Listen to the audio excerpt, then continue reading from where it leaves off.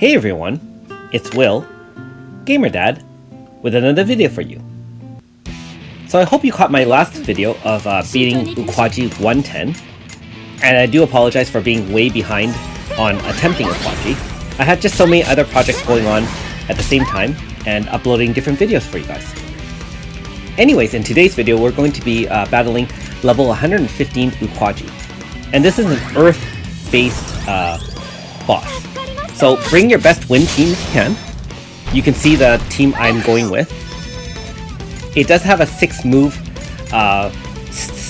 moveset. So again, first turn will be a single target physical. Second move will be a large AoE Earth type attack.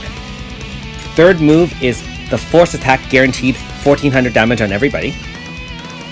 Fourth attack is a strong AoE physical attack. And then we're going to be on the fifth attack. So there's the fourth attack. And the fifth move is going to be his photonic barrier. And again, just as a reminder for those who haven't tackled harder versions of Uquaji, you only really want to be setting up things around turn 3 or turn 5 so you don't die. Because in turn 3, the 1400 fixed damage usually doesn't end a team. And the photonic barrier is there to just kind of help you rotate characters out. And there's the sixth one, a strong AoE non-type magical attack. So usually for the sixth move I use Mario's Aurora Force and tank the magic attack by herself. And note that I've been using Refresh Leap to make sure on the first turn that my party is faster than Uquaji, because at these higher levels, Uquaji is extremely fast. I also do have Mario with a 25 speed badge, so she's about 240-ish speed, and so she's usually first to cast Refresh Leap, allowing my other members to set up their defensive moves. And you can see that with enough defense, the AoE does 0 damage. The reason for this also is that Morgana, being a free character, has a great Valor chant that extends 40% Earth resistance to the team when he comes in. I know, I always keep on thinking it's she. In terms of Annabelle, as usual, we use her shielding, Guardian Soul, to extend a 35% increased physical buff on your team, again to defend against the first turn as well as the fourth turn physical attacks. And don't forget to make use of Annabelle's Valor chant as well, which is basically a 35% increase in physical resistance for one turn. And don't laugh at her extended plus 500 HP max to the entire team. Finally, to round out our team, we are using Azami, obviously with her triple hit. We have Suzette in the back. And that's pretty much it.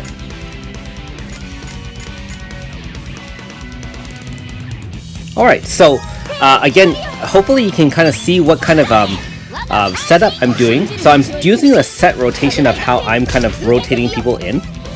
So again, on turn 1, I rotate the same 3 in.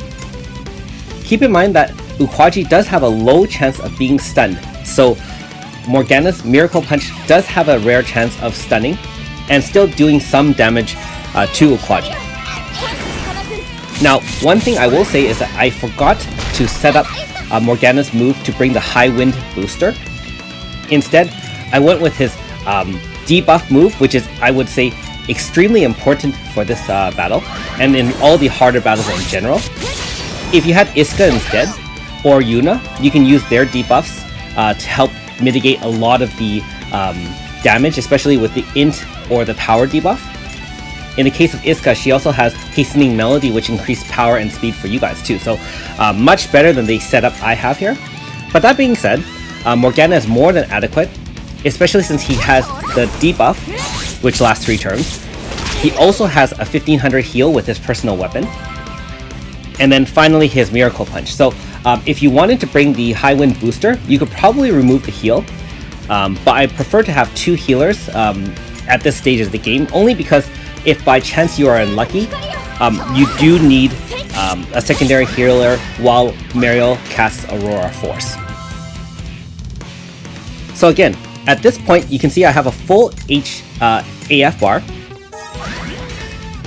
And again, let's Mario tank the hit. Now bear in mind that once she gets lower in MP, is about the time that you want to activate a large AF. So I use the same rotations over and over again, basically to make sure you have Guardian Soul up, all your buffs and debuffs. Hopefully you liked the video so far. If you haven't already, please like and subscribe to my channel.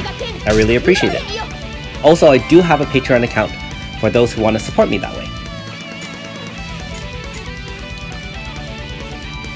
Alright, so again, if you have a chance to, make sure you keep Refresh Leap on as well, just to make sure you don't die.